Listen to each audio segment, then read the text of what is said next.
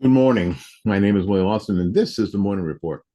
Today, we're talking about what conservatism used to be for and what it can become again. Because right now, too many on the right sound like experts in saying no, but not enough are you saying yes to a positive vision.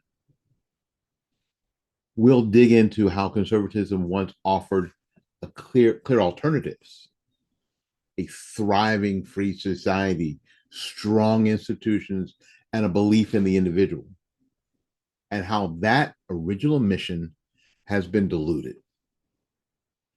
We'll also bring insights from my favorite grassroots leader, Duane Lester, whose take on liberty, morals, activisms adds a needed spark.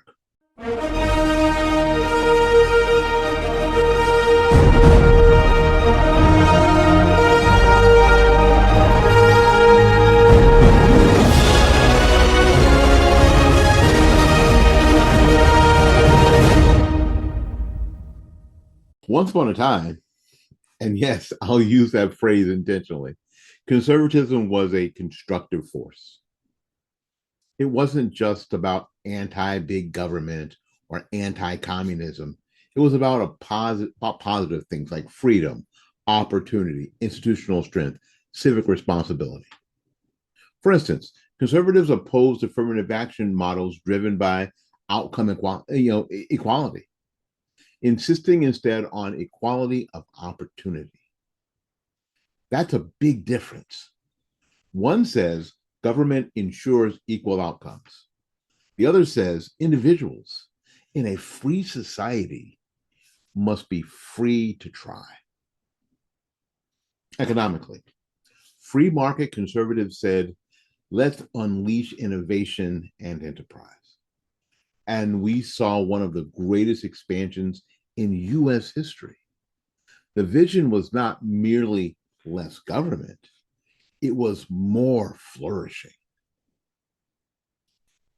Abroad, conservatism wasn't passive. When communism threatened, conservatives didn't whisper. They led the free world. The mission was big: preserve freedom, protect the vulnerable, build alliances. And domestically, at the heart lay an ambition to help America flourish while preserving the bedrock institutions, families, churches, local communities. That structure an ordered society. That's the story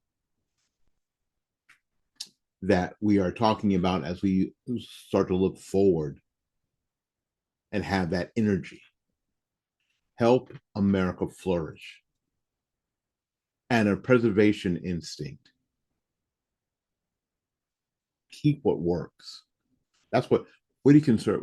People will ask, so what are you conserving? We're trying to keep what works. And why this matters is because humans don't mainly respond to just stop that. They respond to go over here. And conservatism's original mission provided the go. So if you want to listen for a moment, what do I mean when I say flourish? I mean more people able to build a good life by their own efforts, supported by a local community, a free economy, and a strong moral culture. And what do I mean by preserve? Well, I mean this. I mean maintaining the social glue that even the best markets and the most active citizens depend upon. Not just ignoring government, but ensuring that families, churches, neighborhoods remain healthy. So there's a twofold dynamic: build and then protect. Build and then protect. The transition. Yet, as we see, many in the movement have drifted away from that clarity. And here's where things got messy. The right leaning side of politics gradually shifted from offering a vision to becoming mostly reactive. Some of the key factors were number one, write these down, institutional capture and cultural shift. As left leaning orthodoxies moved into media and academia, big tech, some conservatives found themselves spending more time defending what they believed than actually advancing what they believe. And that's fine in short bursts. But if you spend the bulk of your time, energy, and effort and money defending, then you lose the forward motion. It's like you just can't send the defense out there on every play, right? You can't let the other side have the ball the whole time and then just play defense the whole time and think you're going to win. It doesn't make any sense. And a loss of a broad, optimistic goal. So, what's the goal? Really, when we think about it, what's our goal? The hallmark question stopped being, where are you trying to go? And started being, where are we stopping? When opposition became your identity, you risked being defined by the other side. Number three, the shrinking of moral center. The institution that underpinned conservatisms were easily families, churches, local community. They weren't just cheerleaders; they were active partners. When they weaken, the movement's foundations weaken. Four, issue by issue politics. Okay, the movement fractured into many fronts, each important, but few tied into a coherent vision of free society and a flourishing local life. Over time, voters sense that what you stand for is mostly anti-left rather than for something better. Here's an example. A party or a movement that once said, we believe in opportunity for all because we believe in human dignity and capability, gradually winds up saying, we believe in stopping socialism and communism, or we believe in rolling back regulation without always articulating the why behind less state. Now, the consequence is this: conservatism loses that magnetism. It becomes the default refuge for the disenfranchised and frustrated voters, which is fine, but it's not inspiring. People don't rally uh, around being on the alternative to the alternative. So, what's the remedy? Now, we're going to get there. But first, I want to introduce somebody who's really, really important to me. And you're going to see more of him on the website because he has decided to throw his hat in the ring and start a daily radio show. And I promised him that he would have some real estate on the fightbackmedia.com website. I'm going to like to say that he is now part of the Fightback Media family, but frankly, he's always been a part of the Fightback Media family. And his name is Duane Lester. Duane Lester began his blogging and building Grassroots Network in Missouri, launching sites like All American Blogger and the Missouri Torch. He emphasizes two big themes. That's what I like about him: making the moral case for capitalism and selling freedom without starting a fight. In May of 2024, he was named the Deputy State Director of American for Prosperity. Missouri showing that the grassroots activism, his background. Now, I met him. When did I meet Duane? Actually, I met Duane online, like a lot of us did when we were doing work for Don't Go. And then later, Liberty News. And then we met in person when we were doing election coverage for Liberty News in 2012, where they put us in the same hotel, and Duane got to drive the rental car, and we drove from what's that beach, Myrtle? I forget, but we had to drive. We had to drive in the Norfolk every morning for like 5 days. I love Duane, but his driving was scary. But we were brothers because we both like to shop at pawn shops, and we found this cool little pawn shop on the way down there, and we stopped and had an afternoon, and we hit it off. And quite frankly, we hit it off immediately. We hit it off immediately.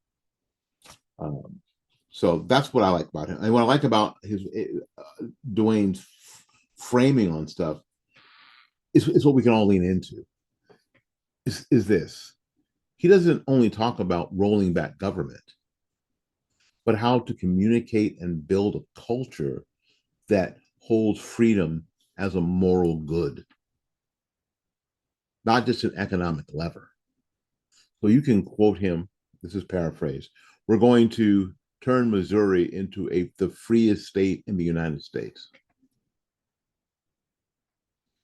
Duane is going to get some real estate on the website, so we can let a lot of people know about what my friend Duane Lester is all about. And yes, we're going to try to get him on the show, so we do the split screen here in the next week or so.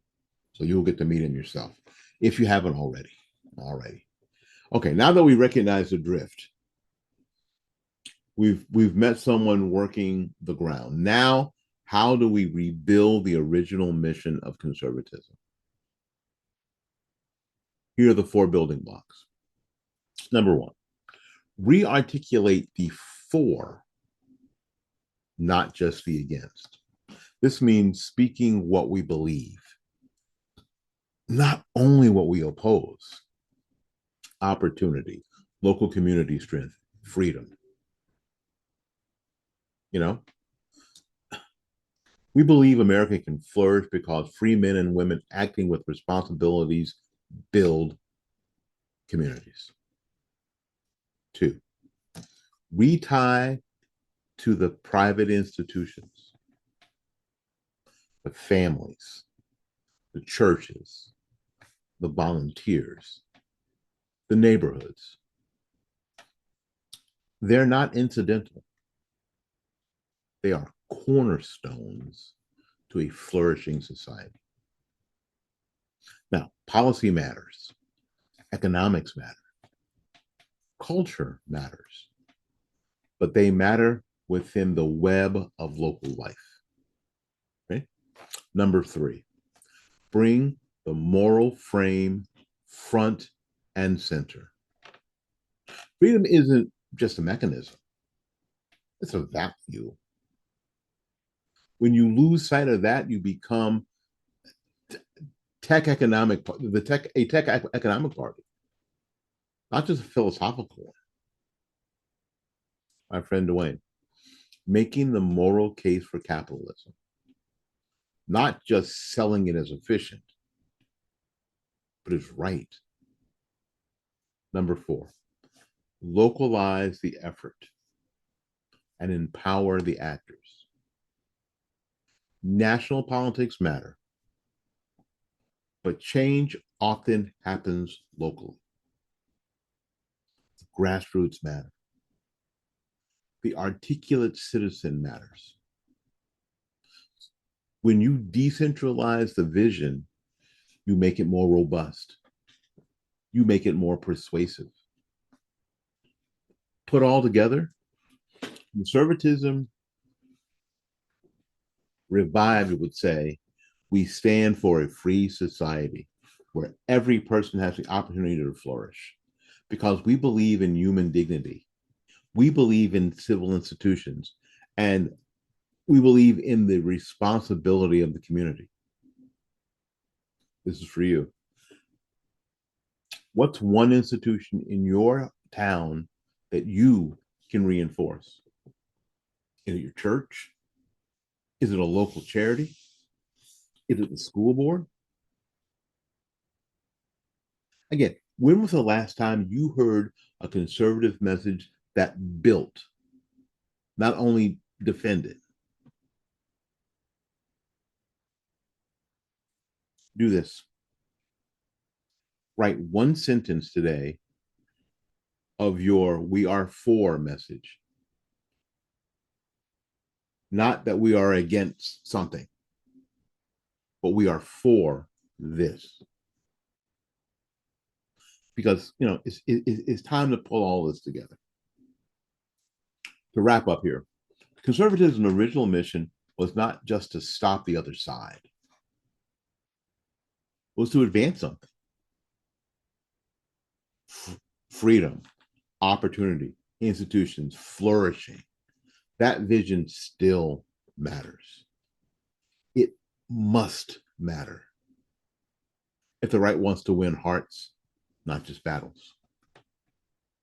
Ground level folks, like my friend Duane Lester, are proof that this isn't nostalgia. It's happening, and you can be a part of it. So between now and our next show, ask yourself: are you still fighting from the movement, or fighting for it? Are you fighting from the movement, or are you fighting for it? Because there's a difference. Thanks for listening to the Morning Report.